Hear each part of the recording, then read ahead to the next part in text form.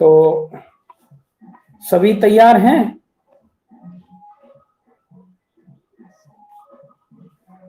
चलो सभी बेटा पेन कॉपी लेके बैठना साथ में, ताकि आप लिखते रहो।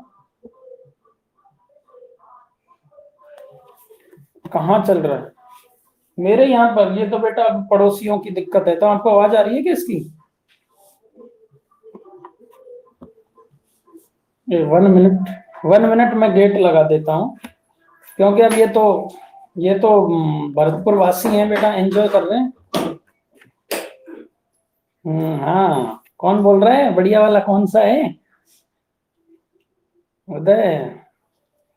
उदय बेटा पढ़ ले, नहीं वरना ये गाने सुनते ही रह जाएगा। अच्छा बेटा चलो स्टार्ट करते हैं।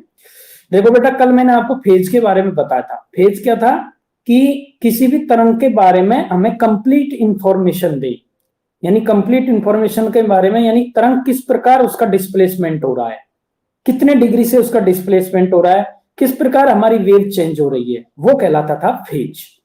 तो जैसे हमको पता था कि हमारी एक प्रगामी यानी प्रोग्रेसिव वेव की एक इक्वेशन लिखी थी, y बराबर a sin omega t minus के एक्स।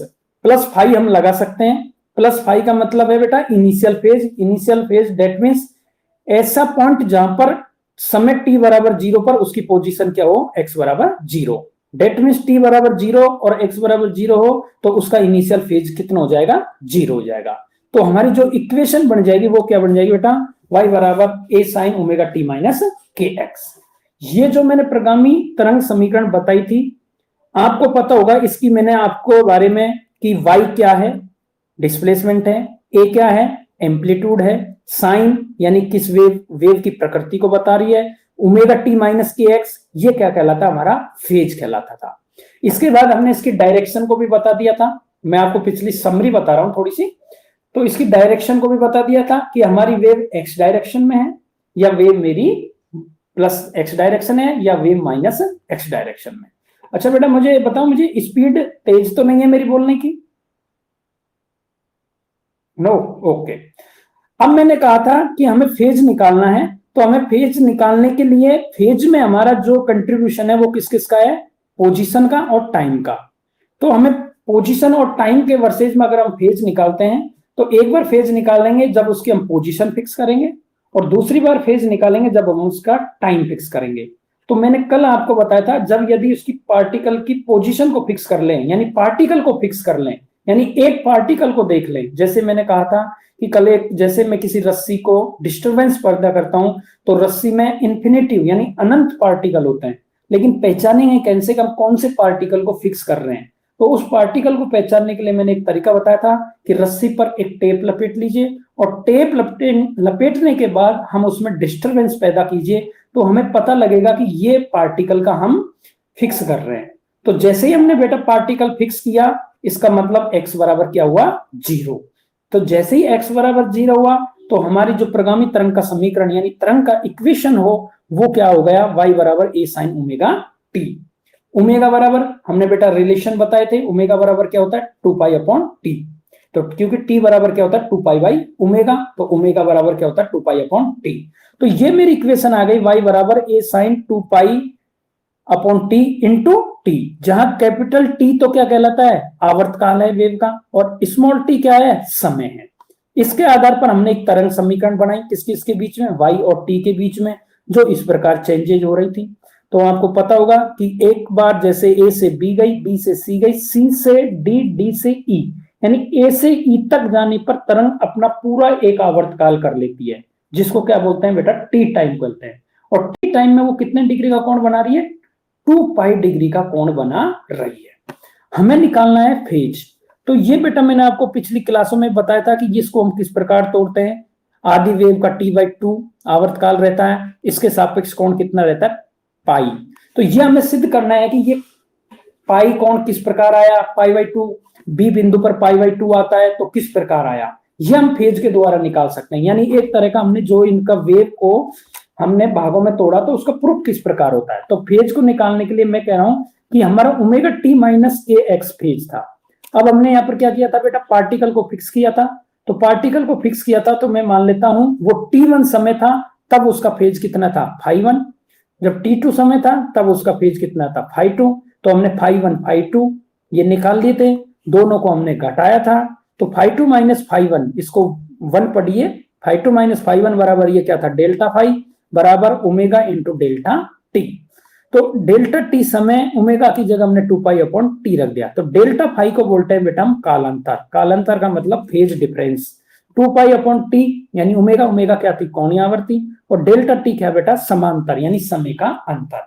तो हमें एक रिलेशन पता लग गया किस किस के बीच में, कालांतर और समय अंतर, यानी समय के सापेक्ष कितना कालांतर पैदा हो रहा है उस वेव में, वो इस समीकरण के द्वारा दिया जाएगा। अब हम उसको निकाल सकते हैं कैसे, तो मैंने कहा कि यदि पार्टिकल ए व बी के बीच में है तब पार्टिकल का फेज कितना होगा। यानी देखो डायग्राम में देखिए, पार्टिकल ए और बी के बीच में, तो यहां पर उसका फेज कितना होगा ए से बी तक जाने में। ए से बी तक में मैं पेन का यूज कर लेता हूं, हाँ, ए से बी तक जाने में उसका पार्टिकल का फेज कितना होगा। तो ए से बी तक जाने में जब पार्टिकल का फेज निकाला था, तो बेटा इसको क्या मान लो t1 मान लो, इसको t1, और इसको समय कितना मान लो t2। यहां पर कालांतर कितना मान लिया φ1, तो यहां पर कालांतर कितना मान लिया φ2। तो समय का अंतर और कालांतर का अंतर, तो समय का अंतर कितना हो जाता था बेटा डेल्टा डेल्टा टी। तो देखो डेल्टा टी समय का अंतर कितना था, देखो समय कितना था 0 से कितना था, यहाँ पर समय कितना हो रहा है आपको पता होना चाहिए। देखो तोड़िए, टी के आधा t/2 का आधा t/4, तो समय का अंतर कितना होगा 0 से t/4, यानी t/4 माइनस 0 बराबर t/4। तो समय का अंतर कितना होगा t/4। तो देखो बेटिया मैंने यहाँ पर t/4 रखा, t से t कट गया, 2π/4 यानी π/2। तो π/2 कितने डिग्री को कौन होता है 90 डिग्री का।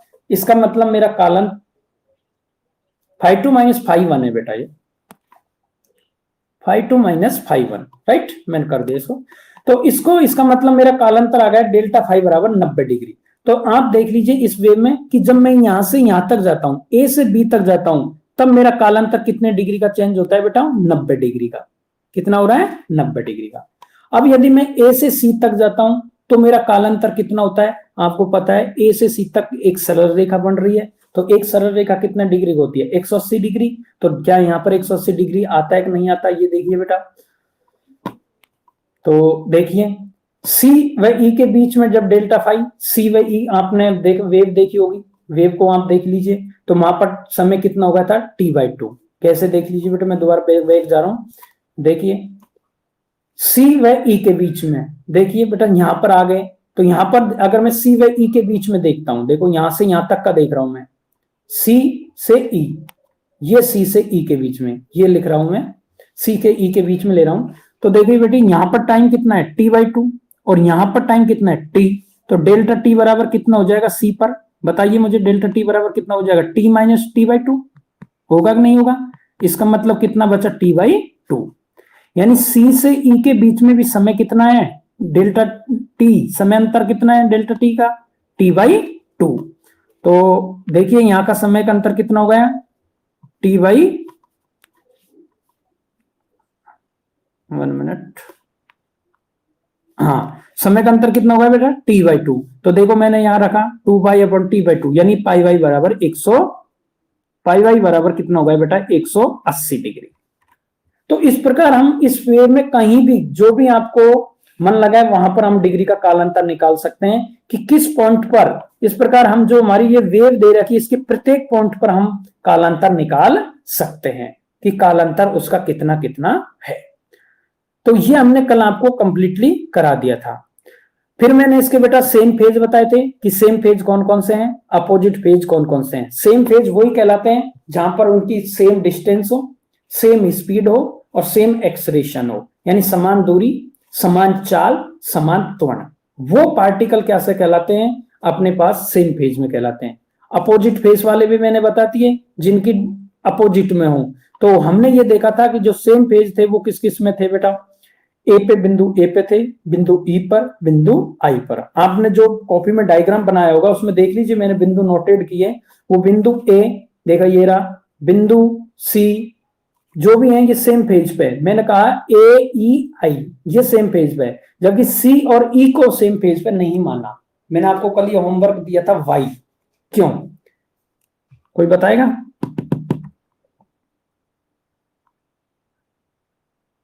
एवरीबॉडी? यस? हाँ कोई तो बोलिए, गलत बोलिए, कोई दिक्कत नहीं।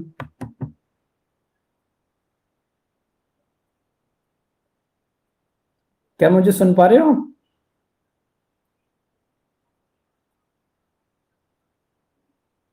हाँ बताओ, सी व ई सेम पेज पर क्यों नहीं है?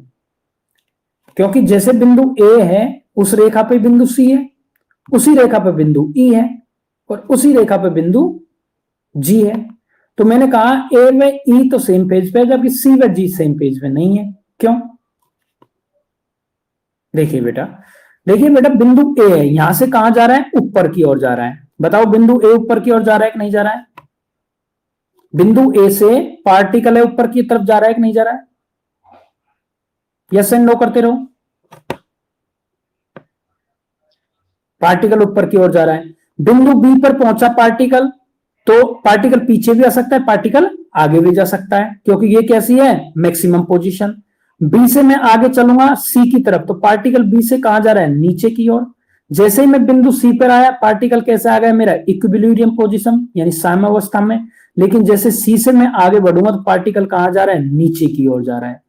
जब देखो बेटा मैंने ए व सी की बात कर रहा हूं, ए व सी की बात कर रहा हूं, तो ए पार्टिकल तो ऊपर की ओर जा रहा है, जबकि सी पार्टिकल किधर जा रहा है? नीचे की ओर। तो बताओ, देखो बेटा दोनों सेम डायरेक्शन में है क्या?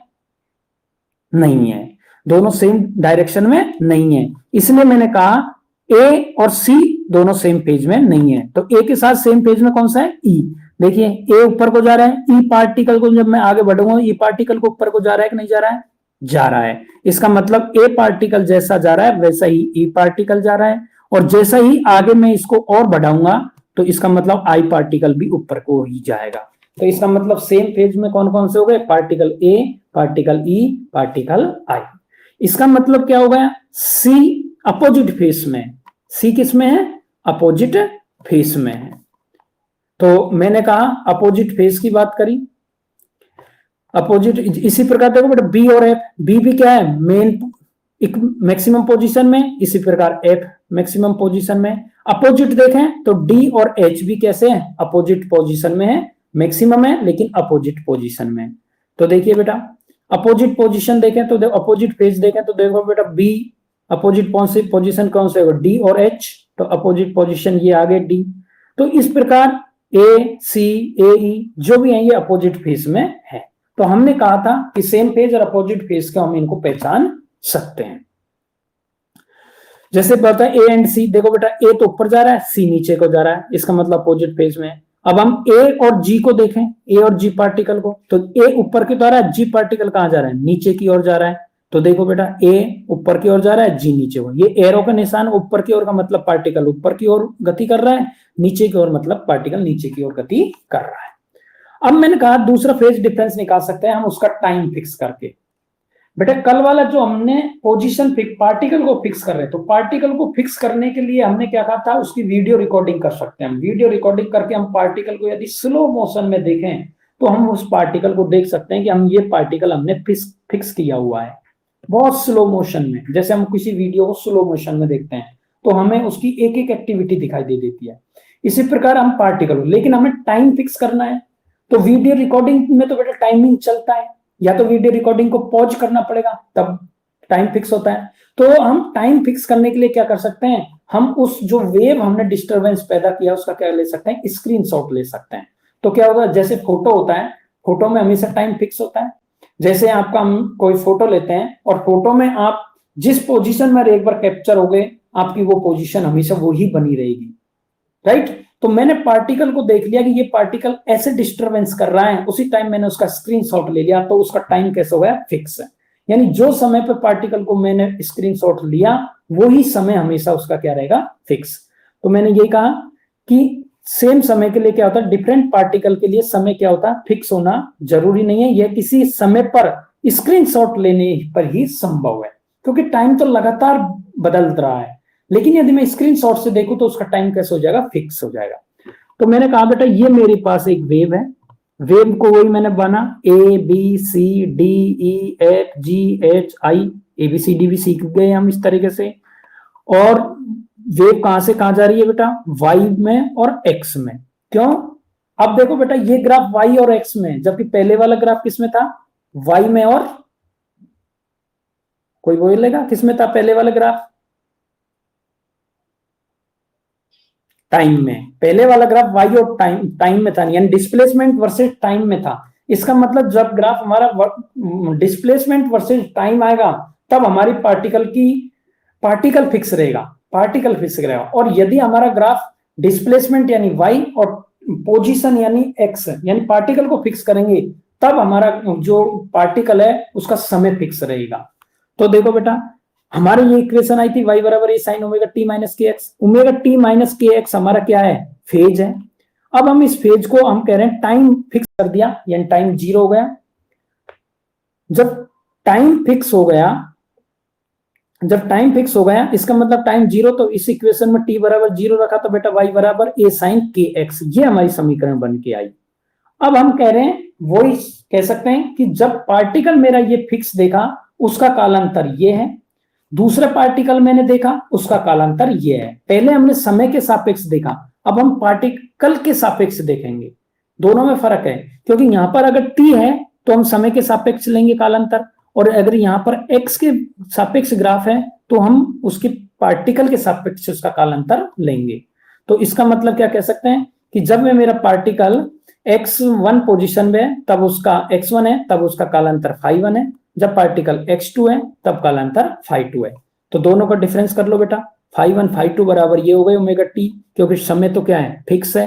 तो या तो t बराबर 0 रख दो या दोनों को घटा दो, तो ओमेगा टी से ओमेगा टी क्या हो जाएगा बेटा, कैंसिल हो जाएगा। ओमेगा टी से ओमेगा टी कैंसिल, तो क्या बच जाएगा बेटा, φ2 माइनस φ1 बराबर के x2 माइनस x1। φ2 माइनस φ1 को क्या लिख सकते हैं हम बेटा, डेल्टा फाई, और k की जगह k क्या है, संचरण नियतांक। तो संचरण नियतांक k बराबर क्या होता है बेटा, 2 पाई बाई लैम्बडा। और x2 माइनस x1 यानी ये क्या हो गया, पथांतर यानी पथ का अंतर। तो ये हमारा एक रिलेशन बन गया किस किस में, डेल्टा फाई यानी कालांतर और डेल्टा एक्स यानी पथांतर। यानी कालांतर और पथांतर के बीच में एक रिलेशन आ गया किसके सापेक्ष, जब हमारा कोई वेव है जिसकी गति किस के बीच में हो, डिस्प्लेसमेंट वर्सेस पार्टिकल के बीच में हो। अब ये रिलेशन हमको याद रखना है बेटा। अगर यहाँ डेल्टा टी आ गया तो यहां पर कैसे आएगा, ओमेगा आएगा, और अगर यहाँ एक्स आ गया तो संचरण नियतांक आएगा। ये ध्यान रखना दोनों चीजों। तो हमारा ये फॉर्मूला बना। अब हम इसके आधार पर बेटा कोई भी इक्वेशन कर सकते हैं। ये आप देख सकते हो कि डेल्टा फाई बराबर 2 pi by lambda into 2x। अब ये मैं पथांतर रखूं, अगर मैं डेल्टा एक्स की वैल्यू लगातार रखते जाऊंगा तो मेरे डेल्टा फाई इस तरह आ जाएगा, पाई, 3 पाई, 5 पाई, 5 पाई, 7 पाई, 8 पाई, 9 पाई, जो भी पाई, यानी पथांतर चेंज होता जाएगा। कैसे, ये देखिए,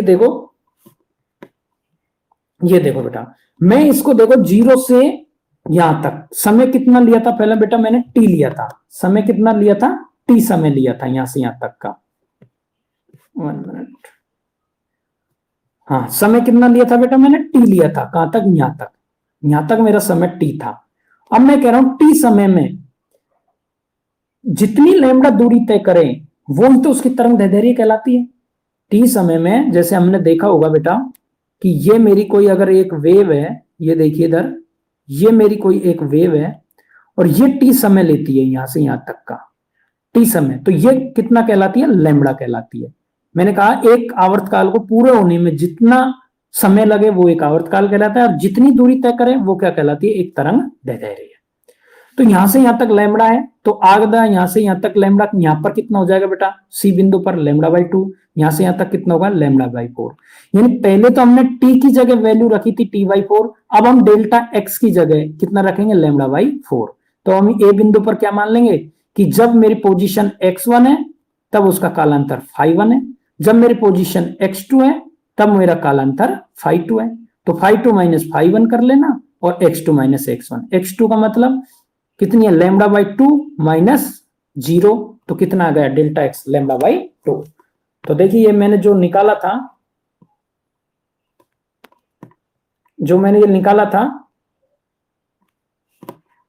ये लैम्डा किस प्रकार, मैंने क्या कहा था, डेल्टा फाई बराबर कितना, के बराबर कितना है बेटा 2 pi by lambda into delta x बराबर कितना आया बेटा लैम्डा बाई 4, यही आया। लैम्डा से लैम्डा कैंसिल, लैम्डा से लैम्डा कैंसिल, इसका मतलब 1 मिनट, हाँ लैम्डा से लैम्डा कैंसिल, तो बेटा कितना 2 से 2 कैंसिल, कितना बचा पाई बाई 2, कितना बचा पाई बाई 2, तो पाई बाई 2 डिग्री पर देखिए आप वहां पर कितना लैम्डा आ रहा है। तो इस प्रकार हम इसको निकाल सकते हैं कि कितना उसका पथांतर है, कितना उसका वो है। तो देखिए आप कि 2 पाई 4 पाई यानी पूरी वैल्यू आ जाएंगी, तो जो वैल्यू हमारी यहाँ पर आएंगी वो वैल्यू हम यहाँ पर दिखा सकते हैं। तो सेम फेज के लिए मैंने अलग बता रखी है, आप इनको बाद में देख सकते हो, और अपोजिट फेज के लिए आराम से मैंने ये दिखा रखी है, आप इनको आराम से सोल्व कर सकते हो। जैसे पिछली बार टी की वैल्यू रखी उसी प्रकार यहाँ पर टी की वैल्यू अब रख सकते हो। ये एग्जाम्पल है, ये आप अपनी बुक में देखिए, कोई दिक्कत नहीं। ये एग्जाम्पल आप कीजिए, एग्जाम्पल नहीं होता है तो मेरे से पूछ लिए, कुछ नहीं, इसकी तुलना करनी है दिए गए समीकरण y बराबर a sin omega t minus के एक्स, t का t से कंपेयर करना है, x का x से कंपेयर करना है। तो इस प्रकार बेटा हमने ये कालांतर कंप्लीट देख लिया कि कालांतर किस प्रकार होता है। तो हमने ये देखा था अभी तक कि कालांतर 2 प्रकार का था। मैं स्क्रीन पा रहा हूं वापिस,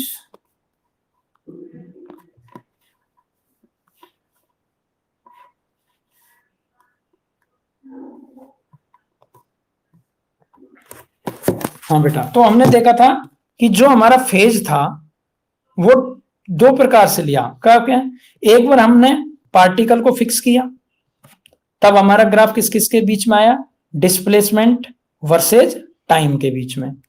दूसरी बार हमने तब हमारा जो रिलेशन आया था वो आया था कालांतर डेल्टा फाई बराबर 2 पाई अपॉन टी इंटू समय अंतर यानी डेल्टा टी।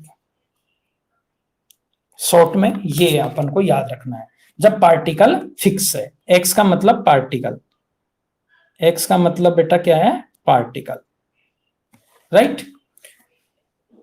दूसरा हमने क्या किया था,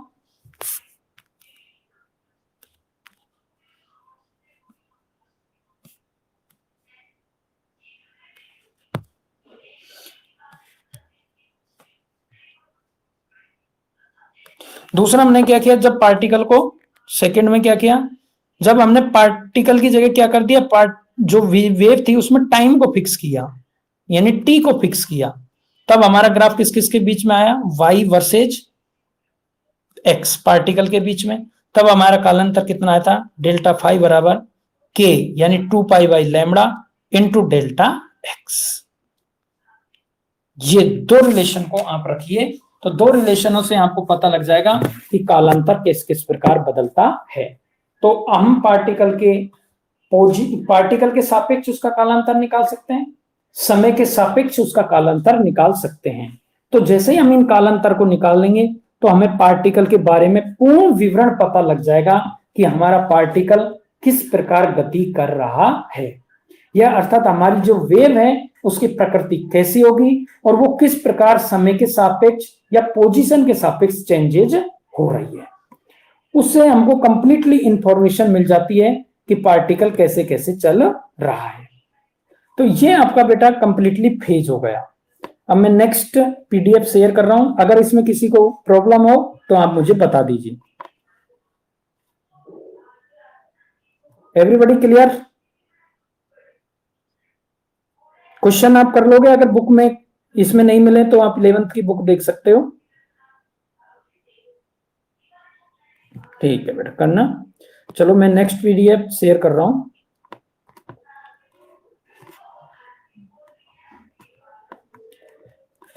टॉपिक डाल लीजिए बेटा अध्यारोपण का सिद्धांत। टॉपिक डाल लीजिए अध्यारोपण का सिद्धांत। देखो बेटा मैं इसको क्लियर करूंगा आपको। देखो अध्यारोपण का सिद्धांत का मतलब है सुपरपोजिशन प्रिंसिपल ऑफ सुपरपोजिशन। यानी अभी तक हमने जो अध्ययन किया था वो बेटा केवल एक तरंग के लिए किया था। हमने एक तरंग हमारी जो मूव कर रही है उसके बारे में हम देख रहे थे, यानी समय के सापेक्ष पार्टिकल की क्या पोजीशन है और पार्टिकल के सापेक्ष किस प्रकार समय के अनुसार परिवर्तित हो रहा है, उसके बारे में अध्ययन किया था हमने। अब हम कह रहे हैं यदि हमारी जो वेव है एक से ज्यादा हो, एक से ज्यादा हो यानी दो या दो से अधिक अधिक कोई माध्यम में वेव हमारी संचरण कर रही हो, तब क्या होगा। दो से अधिक हमारी वेव यदि किसी माध्यम में संचरित हो रही हैं तो क्या होगा। तो हम उनके द्वारा किस प्रकार बताएंगे कि हमारे पार्टिकल की पोजीशन क्या है, हमारे पार्टिकल का कालांतर क्या है, वो किस प्रकार हम बताएंगे।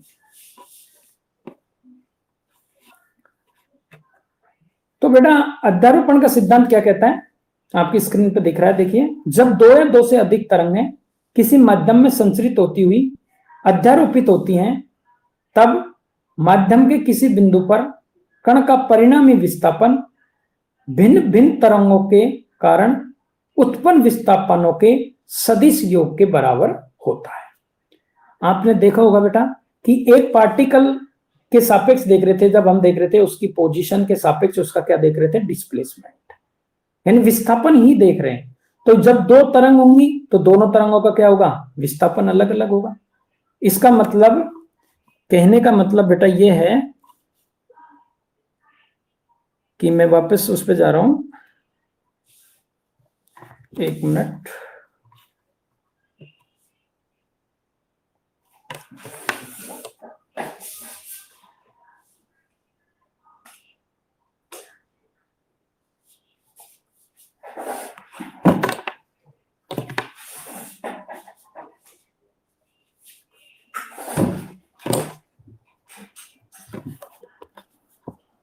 हाँ बेटा,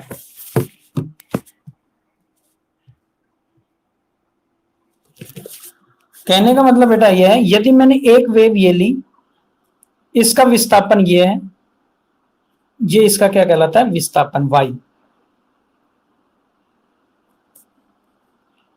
राइट। दूसरी वेव ली, ये इसका विस्थापन है, ये इसको विस्थापन को मैं y कहता हूं, इसके विस्थापन को y कहता हूं। तो हमने एक वेव के लिए हम लिखते थे, जो समीकरण है हमारा वो क्या था, a sin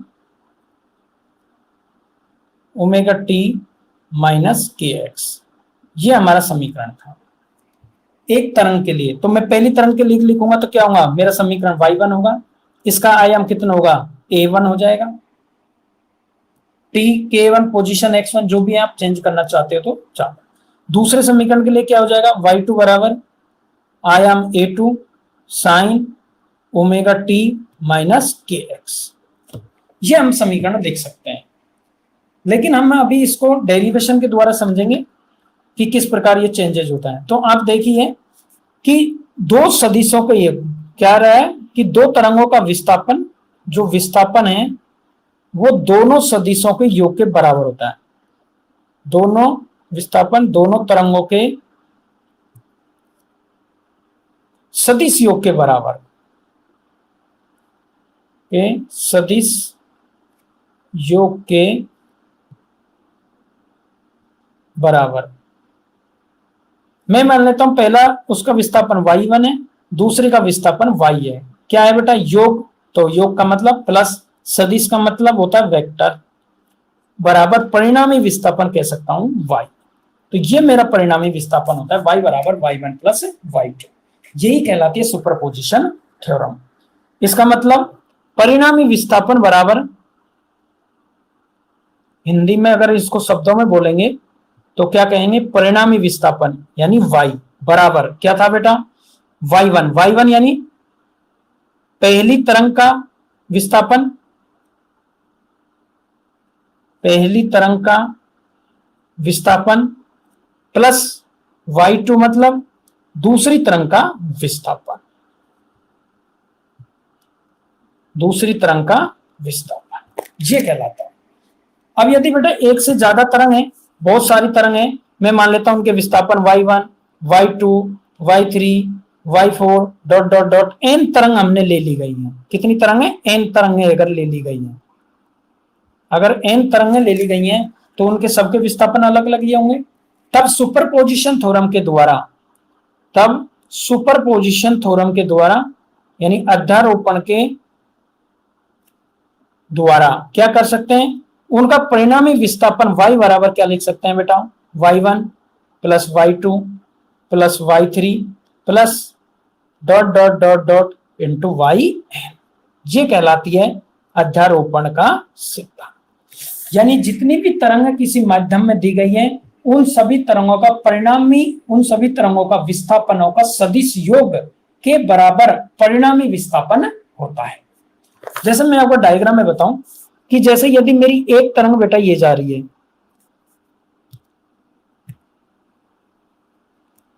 मैं कह रहा हूं पहली मेरी एक तरंग मेरी ये है बेटा,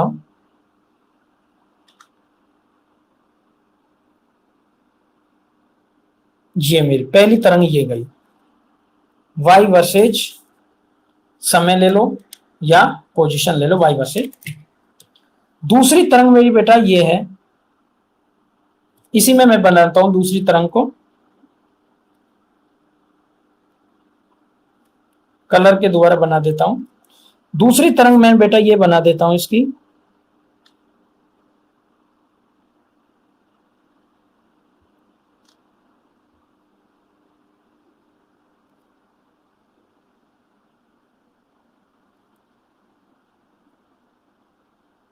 ये मेरी दूसरी तरंग है। यानी पहली तरंग का तो विस्थापन, ये दूसरी तरंग है, इसका विस्थापन कितना है बेटा, ये विस्थापन कितना है y1 यानी y2 मान लो दूसरी तरंग का, और पहली तरंग का जो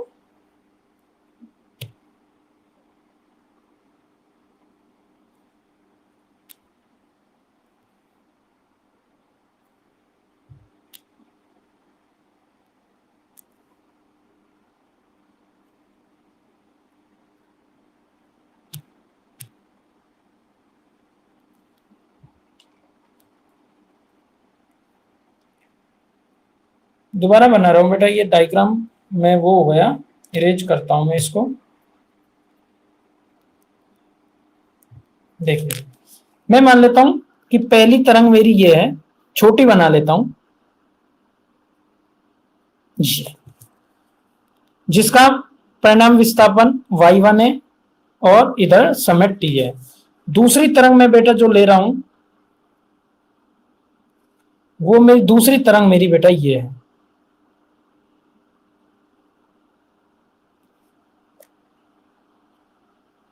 अब मुझे इन दोनों का परिणामी निकालना है, इन दोनों का परिणामी विस्थापन, यानी ये विस्थापन और ये विस्थापन मुझे क्या करना पड़ेगा, ऐड करना पड़ेगा।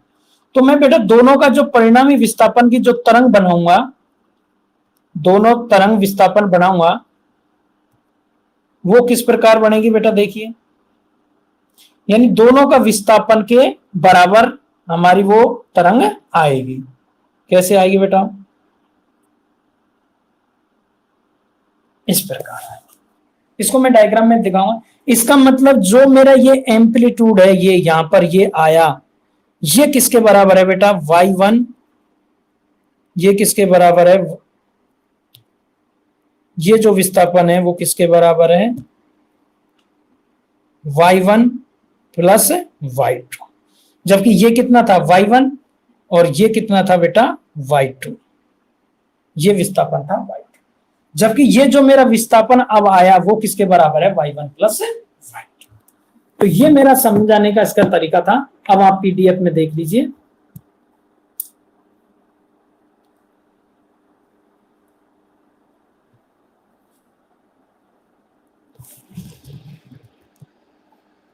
ये देखिए मैंने ये कहा भिन्न भिन्न तरंगों के कारण उत्पन्न विस्थापन सदिश योग के बराबर होता है।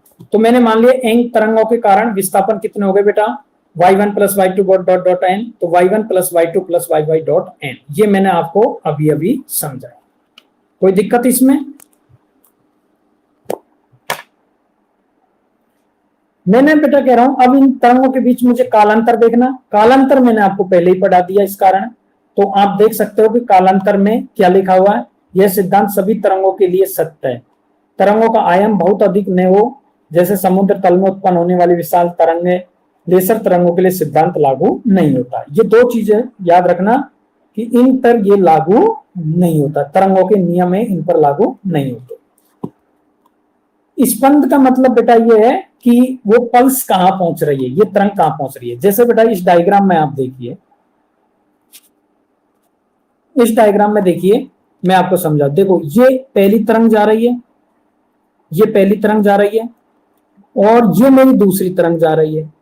तो देखो बेटा परिणामी विस्थापन, देखो पहली तरंग तो आपको ये नीचे दिखाई हुई है, A1 के जस्ट ये पार्टिकल यहां पर दिखा हुआ है ये, और दूसरी तरंग डॉटेड लाइन के द्वारा दिखाई गई है। अब इनका जो परिणामी विस्थापन, यानी दोनों तरंग यदि एक ही कला में है तो उनके विस्थापन क्या हो जाते हैं, जुड़ जाते हैं, और यदि दोनों तरंगों के परिणाम विपरीत कला में है तो उनके विस्थापन घट जाते हैं। जैसे देखो बेटा पहली तरंग का विस्थापन भी इसी दिशा में, ये पॉजिटिव, दूसरी तरंग का विस्थापन भी अपना इसी दिशा में A1, ये तो दोनों क्या है बेटा एक ही कला में, यानी पॉजिटिव डायरेक्शन में। तो दोनों का जो विस्थापन होता है A बराबर, वो किसके बराबर हो जाएगा बेटा, A1 प्लस A2, ये इसके विस्थापन के बराबर हो जाता है। तो देखिए बेटा ये परिणामी तरंग आ गई y बराबर A1 प्लस A2, ये परिणामी तरंग आ गई। नीचे वाली का परिणामी ये आ गया, ऊपर वाली का परिणामी ये आ गया, तो ये कहलाती है इसका बेटा परिणामी विस्थापन। ठीक है, तो ये क्या कहलाती है, उसका परिणामी विस्थापन।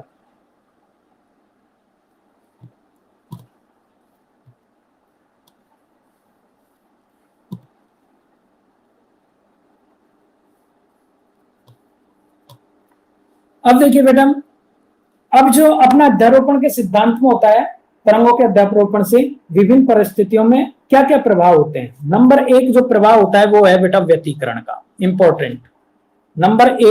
नंबर पे जो आता है वो क्या आता है, व्यतिकरण। व्यतिकरण क्या कहते हैं बेटा, जब दो एक समान तरंगें जिनकी आवर्ती बराबर हो, यानी आवर्ती का मतलब है कि एक तरंग यदि एक सेकंड में 2 बार बदल रही है तो दूसरी तरंग भी एक सेकंड में 2 बार ही बदलेगी। इसका मतलब आवर्ती यानी पर सेकंड चेंजेज, यानी एक सेकंड में कितनी बार वेव बदल रही है वो कहलाती है आवर्ती। तो दो यदि तरंगें एक समान आवर्ती की हो तो माध्यम में एक ही दिशा में चल रही हो तो अध्यारोपण से क्या प्राप्त होता है बेटा, व्यतिकरण। और क्या अध्यारोपण से और क्या क्या प्राप्त हो सकता है, नंबर 2 पर क्या हो सकता है, विस्पंद, जिसको हम वीट्स कहते हैं। आप उनको ऑफ करा दीजिए। अब बेटा मुझे बैक जाना पड़ेगा, देखना पड़ेगा, जिसका भी माइक ऑन हो बेटा ऑफ कर लीजिए। दूसरा क्या हो सकता है अध्यारोपण के सिद्धांत जैसे विस्पंद, ये बेटा व्यतिकरण कब प्राप्त होगा, जब एक से ज्यादा तरंग होंगी, यानी 2 या 2 से अधिक तरंगें होंगी। और विस्पंद भी कब प्राप्त होगा, जब 2 या 1 से ज्यादा तरंग होंगी। लेकिन दोनों में अंतर क्या है बेटा, दोनों में अंतर यह है कि व्यतिकरण में तो क्या है कि आवर्ती में थोड़ा डिफरेंस हो सकता है, लेकिन विस्पंद में क्या, व्यतिकरण में तो क्या बेटा एक समान आवर्ती होंगी, यानी बराबर की आवर्ती। लेकिन विस्पंद में क्या कहेंगे, 2 अलग अलग आवर्ती की तो होंगी लेकिन उनका अंतर बहुत कम होगा। यानी F1 बराबर F1 मैं मान लेता हूं, जैसे मैं लिख रहा हूं इसमें, यदि इसकी आवर्ती है जैसे F1 पहले तरंग की और दूसरी आवर्ती है F2, यानी F1 बराबर तो F2 होगा। दूसरे में क्या होगा, F1 is not equal to F2, यानी दोनों की आवर्ती बराबर तो नहीं होगी लेकिन उनका अंतर बहुत ही कम होगा। इसका मतलब उनकी आवर्ती बिल्कुल नजदीक तो होगी लेकिन आवर्ती एक जैसी नहीं होगी। तो वो क्या उत्पन्न करते हैं, विस्पंद। ये आपके विस्पंद है जो आपकी लैब में भी है। ये लैब के द्वारा आप इसको प्रैक्टिकल के द्वारा देख सकते हैं कि किसी विस्पंद से कोई तरंग जब उसमें हम वाइब्रेशन करते हैं तो वाइब्रेशन के कारण आपने पढ़ा होगा कि तरंग 2 प्रकार की होती है, एक तो अनुप्रस्थ और एक अनुदैर्घ्य। तो वो तरंगें किस प्रकार ध्वनि उत्पन्न करती हैं वो हम प्रैक्टिकल के द्वारा कर सकते हैं। अगली है जैसे बेटा अप्रगामी तरंग।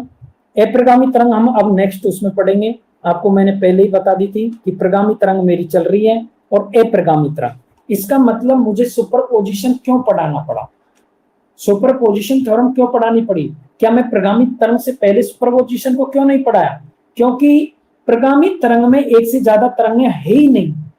जब हम प्रगामी तरंगें पढ़ रहे थे तब हम एक पार्टिकल के सापेक्ष उसके विस्थापन का अध्ययन कर रहे थे, लेकिन अप्रगामी तरंग में क्या होती है बेटा, एक से ज्यादा वेव आ जाती है। इसलिए एक से ज्यादा वेव आने के लिए हमें पहले सुपरपोजिशन थ्योरम को पढ़ना बहुत जरूरी होता है, क्योंकि सुपरपोजिशन थ्योरम में जब दो या दो से अधिक तरंगें होती हैं तो उनका परिणामी विस्थापन हम ज्ञात कर सकते हैं। तो अप्रगामी तरंग को समझने के लिए सुपरपोजिशन समझना बहुत ही जरूरी है। तो क्या है बेटा, दो समान तरंगें जिनकी आवर्ती बराबर हो परंतु माध्यम में एक सी में विपरीत दिशा में चलती हो, तो इनके अध्यारोपण से अप्रगामी तरंग का निर्माण होता है। मैं आपको बताऊंगा कि किस प्रकार विपरीत दिशा में चल रही है, तो आपको इसकी अभी हेडक नहीं लोगे। इसका मतलब बेटा जब अप्रगामी तरंग बनेंगी तो उसमें कौन सी आकृति बनेगी, लिसाजू आकृति। लिसाजू की आकृति का मतलब वही बेटा खंड या लूप। खंड और लूप मैंने आपको पिछले चैप्टर में बताए थे, जब अप्रगामी बताई थी कि जैसे कोई तरंग ऐसे जाती है वापस टकराने के बाद वो विपरीत दिशा में होकर चले जाती है, तो उनको हम लिसाजू आकृति या खंड या लूप कह सकते हैं। तो इस प्रकार हमें अध्यारोपण से ये चीजें हम समझ सकते हैं कि अध्यारोपण के द्वारा हम व्यतिकरण को समझ सकते हैं, विस्पंद को समझ सकते हैं, अप्रगामी तरंगों को समझ सकते हैं और लिसाजू की आकृतियों को बना सकते हैं। तो इसका मतलब अध्यारोपण सिद्धांत के आधार पर आने वाले टॉपिक्स पूरे क्या करते हैं, इस पर डिपेंड करते हैं। अब मैं कह रहा हूं बेटा, जैसे मैं कह रहा हूं अध्यारोपण क्या है बेटा, अध्यारोपण में क्या होती है बेटा, ऊर्जा हमेशा संरक्षित रहती है, अर्थात ऊर्जा की हानि नहीं होती, बल्कि इसका क्या होता है, पुनर्वितरण होता है। यानी ऊर्जा हमेशा कभी भी नष्ट नहीं होती, ऊर्जा केवल एक रूप से दूसरे रूप में परिवर्तित होती है। तो अध्यारोपण केवल समान प्रकृति की तरंगों में ही संभव है, अर्थात असमान तरंगों की प्रकृति में संभव नहीं है। तो ये कहलाता है बेटा अध्यारोपण। तो अब हम देखेंगे कि अध्यारोपण जो सिद्धांत होता है वो किस प्रकार होता है। जैसे धमनी तरंगों में व्यतिकरण किस प्रकार होता है, पहला टॉपिक था व्यतिकरण का। तो एक चीज को हम जैसे समझ लेते हैं कि व्यतिकरण किस प्रकार होता है, तो हमें क्लियर हो जाएगा कि अध्यारोपण सिद्धांत का क्या परिणाम है। अच्छा बेटा, यहां तक कोई दिक्कत?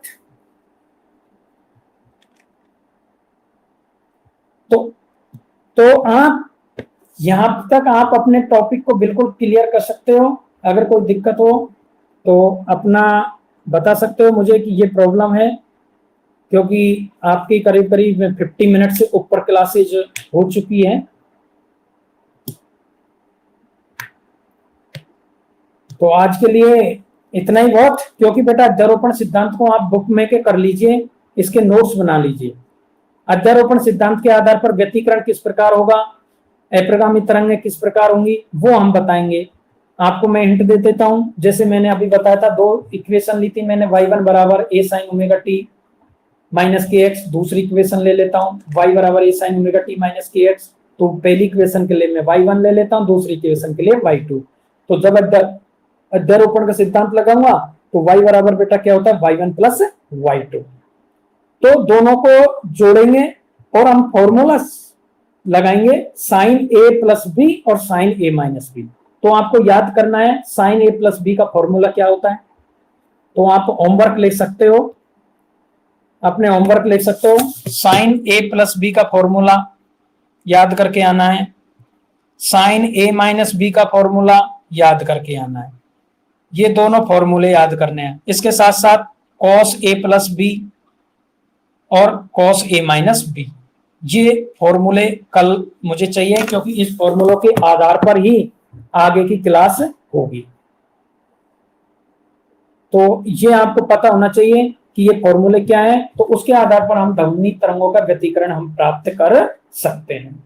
फिर जैसे हम ध्वनि तरंगों का व्यतिकरण प्राप्त करेंगे, उसके बाद हम अप्रगामी तरंगों का अध्ययन करेंगे, जो आपके लिए बहुत बहुत इंपॉर्टेंट है। फिर अप्रगामी तरंगों के आधार पर ही हम दो पढ़ेंगे, एक तो फंडामेंटल टोन क्या होती है और दूसरा ऑर्गन पाइप क्या होता है। अब इसका मतलब है कि अब हमारा जो चैप्टर आगे होगा, ये तो बेस तैयार हो गया। अब हमारे आगे की जो टॉपिक आएंगे वो एग्जाम में आने की दृष्टि से बहुत ही इंपॉर्टेंट है। प्रत्येक टॉपिक इंपॉर्टेंट रहेगा आगे आने वाला। यहां से कल से जो मैं टॉपिक स्टार्ट करूंगा, यानी आज से जो टॉपिक स्टार्ट किया है, ये मान के चलो कि अध्यारोपण सिद्धांत के आधार पर जितने भी टॉपिक हैं आपके सिलेबस के अनुसार बहुत ही महत्वपूर्ण है। तो बेटा यहाँ तक आप इसको क्लियर कर लीजिए।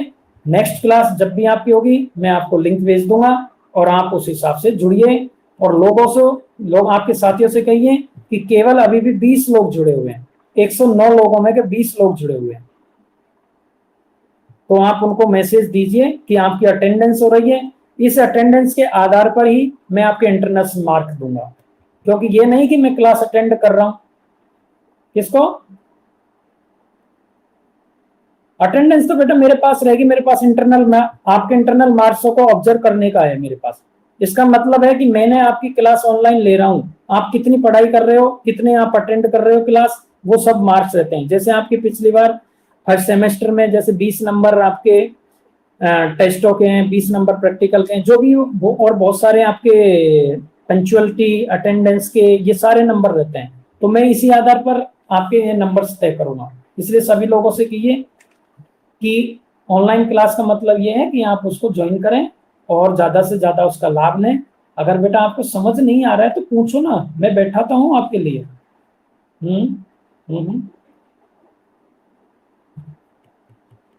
हाँ आज मैं इसी उस पर डाल दूंगा पिछले।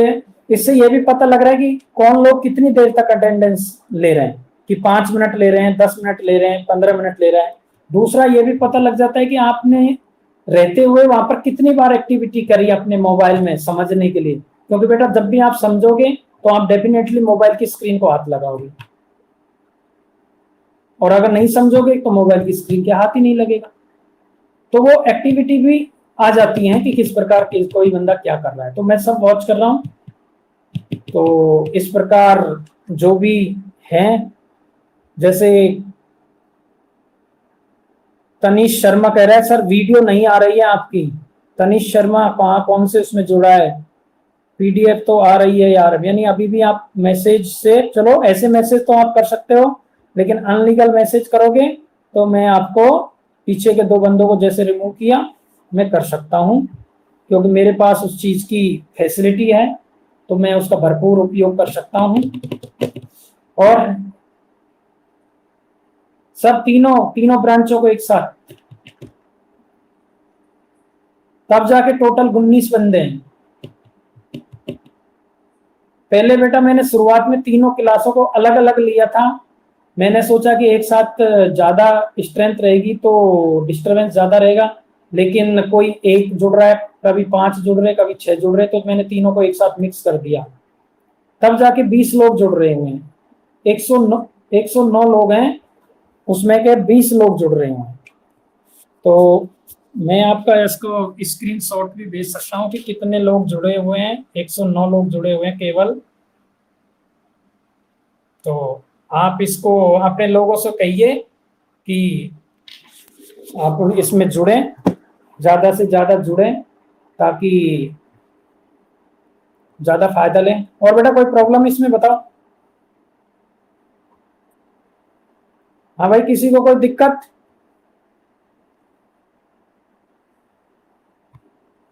अरे बोल तो दिया करो कुछ, यस नो। रेडी? ठीक है, तो आज की क्लास को यहीं पर संपन्न करते हैं। नेक्स्ट टाइम जब भी क्लास होगी मैं आपको मैसेज दे दूंगा। पढ़ते रहिए। All the best.